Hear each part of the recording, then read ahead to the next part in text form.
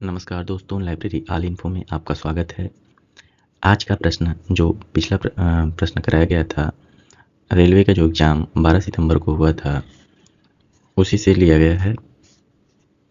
12 सितंबर को रेलवे के जो मिनिस्ट्रियल और आइसोलेटेड पोस्ट के लिए एग्ज़ाम हुए थे, उसी की अगली सीरीज है। देखते हैं, पहला क्वेश्चन है आज का।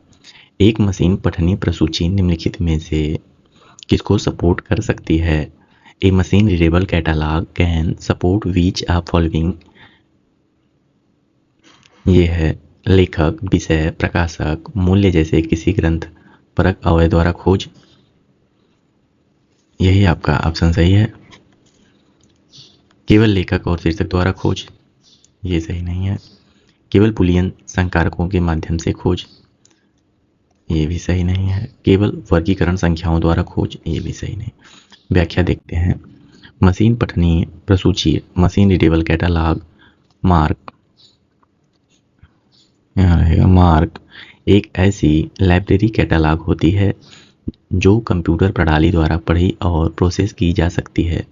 इस प्रकार की कैटालॉग उपयोगकर्ताओं को विभिन्न ग्रंथ परक अवयव जैसे लेखक, शीर्षक, विषय, प्रकाशक, वर्ष, मूल्य आदि के आधार पर खोज सर्च करने की सुविधा देती है।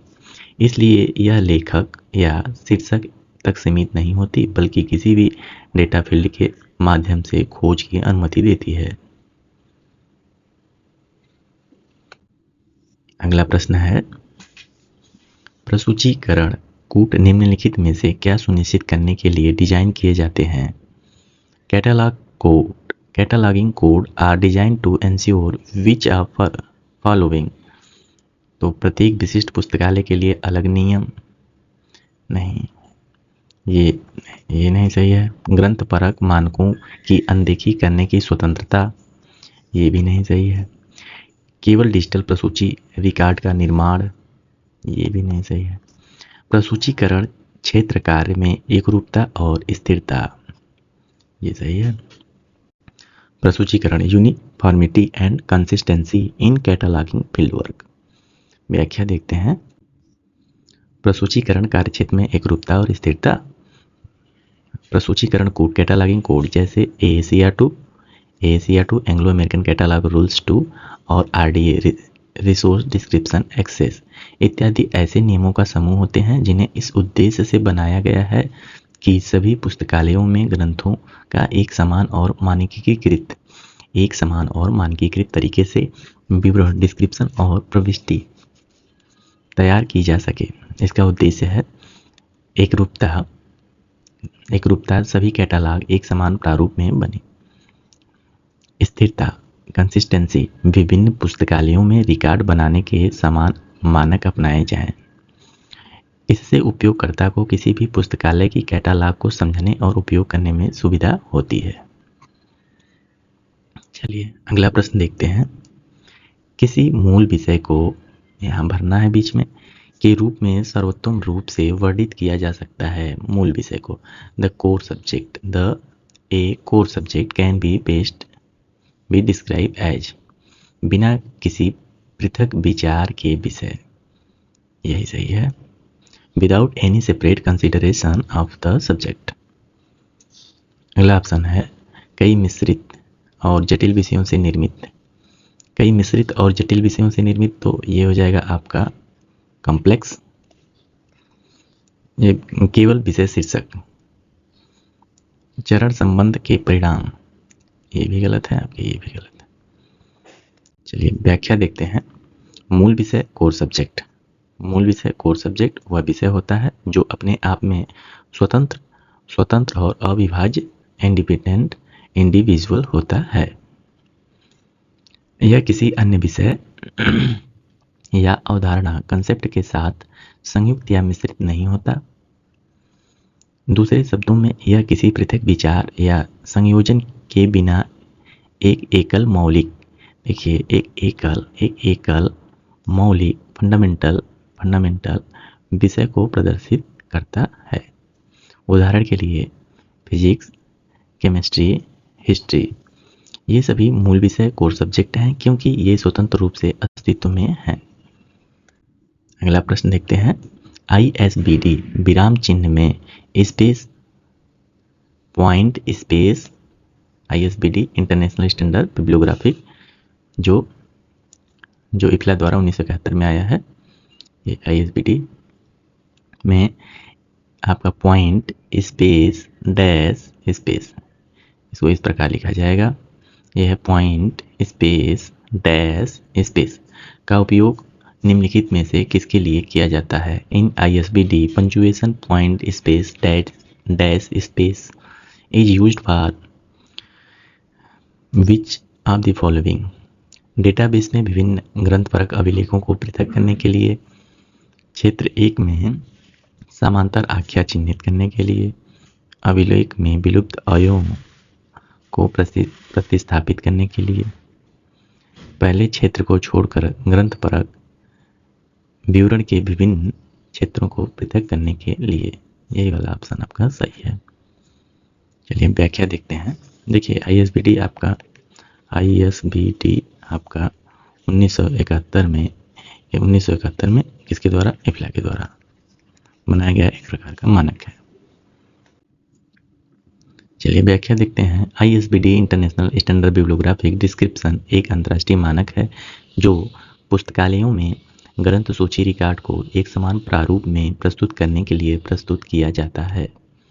ISBD में प्रस्तुत किया जाता है। ISBD में प्रत्येक क्षेत्र एरिया को अलग करने के लिए विशिष्ट विराम चिन्ह पंक्चुएशन मार्क निर्धारित किए गए हैं। इसमें से देखिए ISBD में अलग अलग उसको प्रत्येक एरिया को अलग अलग करने के लिए एक विशेष चिन्ह का उपयोग किया जाता है, जिसमें हमें देखना है कि पॉइंट, स्पेस, डॉट, स्पेस का उपयोग ग्रंथपरक विवरण बिब्लियोग्राफिक डिस्क्रिप्शन के विभिन्न क्षेत्रों, एरिया के पहले क्षेत्र, title and statement of responsibility area के बाद एक दूसरे से टाइटिल और स्टेटमेंट ऑफ रिस्पॉन्सिबिलिटी के बाद एक दूसरे से पृथक करने के लिए किया जाता है। उदाहरण के लिए देखिए टाइटिल प्रॉपर के बाद क्या लगाते हैं? स्लैश लगाते हैं। स्टेटमेंट ऑफ रिस्पॉन्सिबिलिटी, अब देखिए स्टेटमेंट ऑफ रिस्पॉन्सिबिलिटी को जोड़ने के लिए पूछेगा कि क्या लगाते हैं, तो हम स्लैश लगाते हैं, स्लैश। फिर अब एडिशन को जोड़ने के लिए हम किस चिन्ह का उपयोग करते हैं? एडिशन स्टेटमेंट के लिए हम लगाते हैं डॉट स्पेस डैश स्पेस। ये एडिशन को जोड़ने से पहले ये इम्पोर्टेंट है। फिर आपका प्लेस ऑफ पब्लिकेशन एडिशन को जोड़ने से पहले और प्लेस ऑफ पब्लिकेशन को जोड़ने से पहले भी हम लगाते हैं डॉट स्पेस डैश स्पेस लगाते हैं। देखिए इसको हम ऐसे भी पढ़ सकते हैं डॉट स्पेस हाइफन स्पेस। अब पब्लिशर को जोड़ने के लिए क्या लगाते हैं? देखिए पब्लिशर को जोड़ने के लिए कोलन लगाते हैं, और डेट को जोड़ने के लिए क्या लगाए हैं? डेट को जोड़ने से पहले हमने कामा लगाया गया है, ठीक। कामा से हम डेट को जोड़ते हैं। पब्लिशर को हम कोलन से जोड़ते हैं, पब्लिशर को कोलन से और डेट को कामा से जोड़ते हैं। प्लेस को डॉट हाइफन से जोड़ते हैं। एडिशन को डॉट हाइफन स्पेस से जोड़ते हैं। स्टेटमेंट ऑफ रिस्पॉन्सिबिलिटी को स्लैश से जोड़ते हैं। एडिशन स्टेटमेंट को डॉट हाइफन स्पेस से जोड़ते हैं। प्लेस ऑफ पब्लिकेशन को डॉट हाइफन से जोड़ते हैं, और पब्लिशर को कोलन से जोड़ते हैं, और डेट को कामा से जोड़ते हैं। यहाँ डॉट हाइफन विभिन्न क्षेत्रों, टाइटिल, एडिशन, पब्लिकेशन। देखिए पब्लिकेशन और पब्लिशर में अंतर है, ध्यान रखिएगा। पब्लिशर को हम कोलन से जोड़ते हैं तथा प्लेस ऑफ पब्लिकेशन उस स्थान को हम डॉट हाइफन से जोड़ते हैं, को अलग करने के लिए उपयोग किया जाता है। अगला प्रश्न देखते हैं। अगला प्रश्न है, आपको भरना है के अनुसार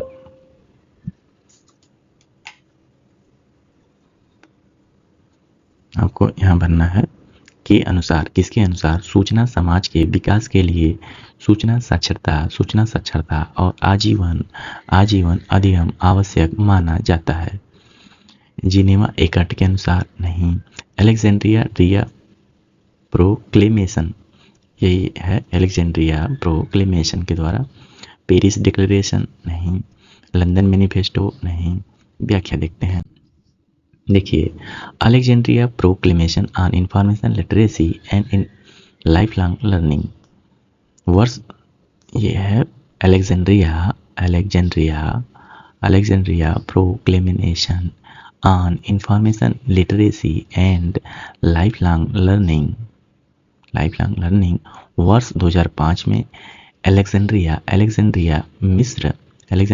मिस्र में आयोजित high level colloquium on information literacy and life long learning के दौरान जारी की गई थी। इस घोषणा में कहा गया था कि सूचना साक्षरता इंफॉर्मेशन लिटरेसी और आजीवन अधिगम लाइफ लॉन्ग लर्निंग सूचना समाज के इंफॉर्मेशन सोसाइटी के विकास और ज्ञान आधारित अर्थव्यवस्था के निर्माण के लिए अनिवार्य है। इस प्रोक्लेमेशन को इफ्ला और यूनेस्को का समर्थन प्राप्त था। इसका उद्देश्य यह बताना था कि शिक्षित और सशक्त समाज के निर्माण में सूचना का प्रभावी उपयोग करने की क्षमता यानी इंफॉर्मेशन लिटरेसी अत्यंत आवश्यक है।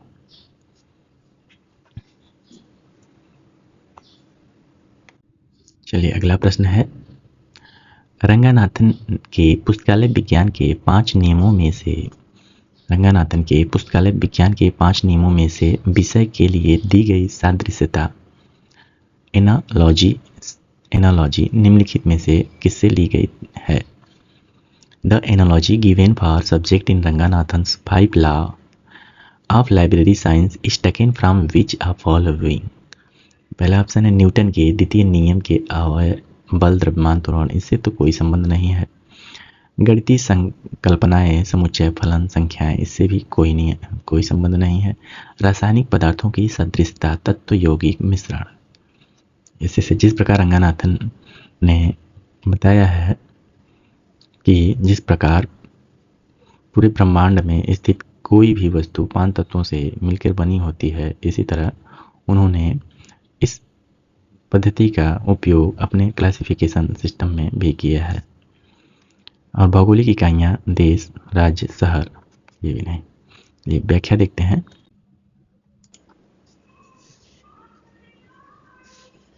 चलिए व्याख्या में देखते हैं। डॉक्टर एस आर रंगनाथन ने अपनी प्रसिद्ध पुस्तक 5 लॉ ऑफ लाइब्रेरी साइंस और विशेष रूप से वर्गीकृत सिद्धांत लाइब्रेरी क्लासिफिकेशन में विषयों की प्रकृति को समझाने के लिए रासायनिक पदार्थों की सादृश्यता एनालॉजी का प्रयोग किया था। उन्होंने कहा था कि सरल विषय सिंपल सब्जेक्ट क्या है? तत्व के समान है। सिंपल सब्जेक्ट सरल विषय तत्व के समान है। मिश्रित विषय कंपाउंड सब्जेक्ट। देखिए ये सरल सब्जेक्ट मतलब मूल विषय, ठीक है, मूल विषय ये किसके समान है? तत्व के समान है। मिश्रित विषय कंपाउंड सब्जेक्ट यौगिक के समान है, जिसमें जब 2 तत्व मिलकर क्या बनाते हैं? यौगिक, इसलिए कंपाउंड यौगिक के समान है। जटिल विषय कॉम्प्लेक्स सब्जेक्ट विषय मिश्रण के समान है। उदाहरण में देखिए तत्व क्या है? जैसे भौतिकी एक सरल विषय, एक ही विषय है इसमें ये तत्व के समान है। भौतिक रसायन, अब भौतिक भी एक तत्व के समान है और रसायन भी एक तत्व के, 2 तत्व मिल गए तो ये क्या बन गया? मिश्रित विषय यौगिक, ये यौगिक बन गया। भौतिक रसायन का इतिहास ये जटिल विषय, जैसे मिश्रण, इसमें एक भौतिक, एक रसायन और एक इतिहास, 2 मूल विषय या एक मूल विषय और अन्य विषय जब मिलकर बनते हैं तो मिश्रण होता है, कॉम्प्लेक्स होता है। ठीक है, चलिए इस सदृशता का उद्देश्य दिखाना था कि विषय भी तत्वों से मिलकर बड़े जटिल रूपों में विकसित होते हैं, जैसे रासायनिक पदार्थ। चलिए अगला प्रश्न देखते हैं। कौन सा सिद्धांत इस बात पर बल देता है कि वर्गीकरण प्रणालियों को ज्ञान और नए विषयों की समृद्धि को समायोजित करना चाहिए? देखिए, नए विषय, नए विषयों की समृद्धि को समायोजित करनी चाहिए। तो सर्वसमावेशिता ये नहीं है, ये सभी को समावेशित करने के लिए ये बनाया गया है। लचीलापन, फ्लेक्सिबिलिटी, यही है। पदानुक्रम संरचना ये भी नहीं है, और सब्जेक्ट अप्रोच ये भी नहीं है। व्याख्या देखते हैं। लचीलापन, फ्लेक्सिबिलिटी का सिद्धांत वर्गीकरण प्रणालियों, क्लासिफिकेशन सिस्टम में यह सुनिश्चित करता है कि वे ज्ञान के विकास और नए विषयों, न्यू डिसिप्लिन के साथ के समावेश को सहजता से स्वीकार कर सके। जब विज्ञान, तकनीकी या समाज में नए क्षेत्र उभरते हैं तो एक कठोर प्रणाली है जिन्हें समायोजित नहीं कर पाती है। फ्लेक्सिबिलिटी प्रणाली में संशोधन और विस्तार की क्षमता होती है। रंगानाथन की कोलन क्लासिफिकेशन में भी यह सिद्धांत लागू होता है क्योंकि इसमें नए विषयों और समायोजन को जोड़ने की सुविधा है। मुख्य बिंदु लचीलापन, वर्गीकरण प्रणाली का ज्ञान और नए विषयों के विकास के अनुसार बढ़ने और बदलने की क्षमता। अगला प्रश्न हम देखते हैं। निम्नलिखित में से कौन सी वर्गीकरण सूची पत्र के दो मुख्य भाग हैं? देखिए, इस प्रश्न में गलती हुई थी, मैक्सिमम लोगों से गलती हुई होगी। वर्गीकरण सूचीकरण के मुख्य भाग में सबके दिमाग में आएगा, मेन पार्ट इसके होते हैं मेन एंट्री और added entry, main entry, added entry, पर ऐसा नहीं है। इसके दो मुख्य भाग हैं। ये आंसर आपका सही था, classified part and alphabetical part. जो इस ऑप्शन को किया है उसका गलत है। चलिए व्याख्या देखते हैं। वर्गीकृत भाग और वर्णमाला भाग, classified part and alphabetical part. वर्गीकृत सूची पत्र, क्लासिफाइड कैटालॉग में पुस्तकालयों के ग्रंथों को विषयानुसार व्यवस्थित किया जाता है। इसके दो मुख्य भाग होते हैं। वर्गीकृत भाग, यहाँ वर्गीकृत भाग में यहाँ ग्रंथों को वर्गीकरण संख्याओं या विषयों के आधार पर व्यवस्थित किया जाता है। इसका उद्देश्य उपयोगकर्ता को विषयानुसार खोज की सुविधा देना है। वर्गीकृत भाग में, वर्णमाला भाग में यहाँ ग्रंथों को लेखक, शीर्षक या किसी अन्य मुख्य प्रविष्टि के आधार पर वर्णानुक्रम में रखा जाता है। इसका उद्देश्य तत्काल खोज और स्पष्ट नेविगेशन प्रदान करना है। इस प्रकार क्लासिफाइड कैटालॉग में वर्गीकृत और वर्णानुक्रमित दोनों दृष्टिकोणों को सम्मिलित किया जाता है ताकि विषयानुसार और नियमानुसार दोनों तरह की खोज संभव हो। चलिए अगला प्रश्न देखते हैं। प्रसूचीकरण में संस्थिति कोरिलेशन, कोरिलेशन के सिद्धांत का क्या अर्थ है? कोरिलेशन के सिद्धांत का अर्थ, इसमें प्रसूचीकरण में, कैटालॉग में, कोरिलेशन इन कैटालॉग, मैनुअल कार्ड विन्यास नहीं, पुस्तकों को यादृच्छिक रूप से रखना, ये भी नहीं, एक ही लेखक की कृतियों को एक साथ समूहीकृत करना, यही आपका सही है। चलिए व्याख्या देखते हैं। एक ही लेखक की कृतियों को एक साथ समूहीकृत करना क्या है? कोरिलेशन कहलाता है। देखिए, प्रसूचीकरण कैटालॉगिंग में संस्थिति कोरिलेशन का सिद्धांत यह बताता है कि संबंधित वस्तुएं या कृतियां एक साथ रखी जाएं ताकि उपयोगकर्ता के लिए उन्हें खोजना और उपयोग करना आसान हो। विशेषकर पुस्तकालयों में एक ही लेखक की सभी कृतियां या किसी विशेष विषय के सभी ग्रंथ वे एक ही स्थान पर व्यवस्थित किया जाता है। उदाहरण के लिए, यदि आपके पास स्टीफन हॉकिंस की 5 पुस्तकें हैं तो उन्हें सभी को एक साथ अलमारी में या कैटलॉग में सूचीबद्ध करना कोरिलेशन कहलाता है। यह उपयोगकर्ता के संबंधित संसाधनों तक त्वरित पहुंच को सुनिश्चित करता है।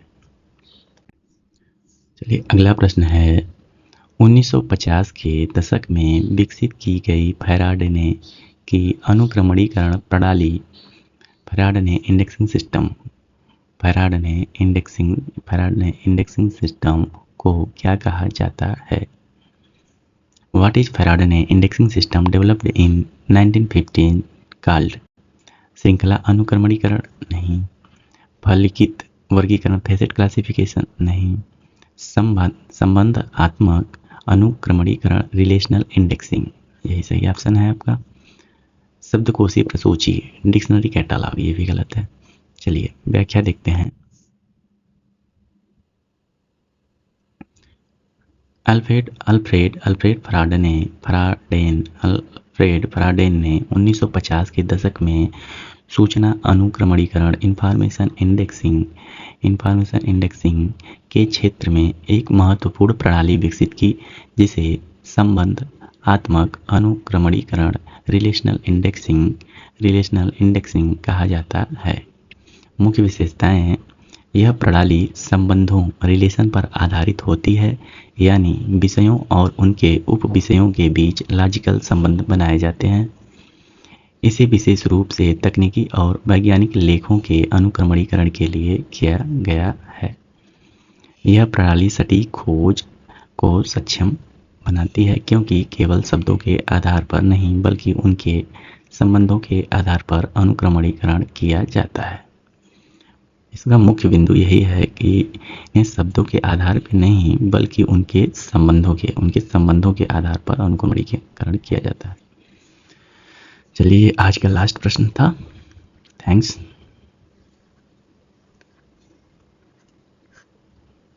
अगर आपके कोई सुझाव हो तो कमेंट कीजिए और आपको यह उपयोगी लगा हो तो चैनल को सब्सक्राइब कीजिए। ऐसे ही हम प्रयास करते रहेंगे आप लोगों के लिए।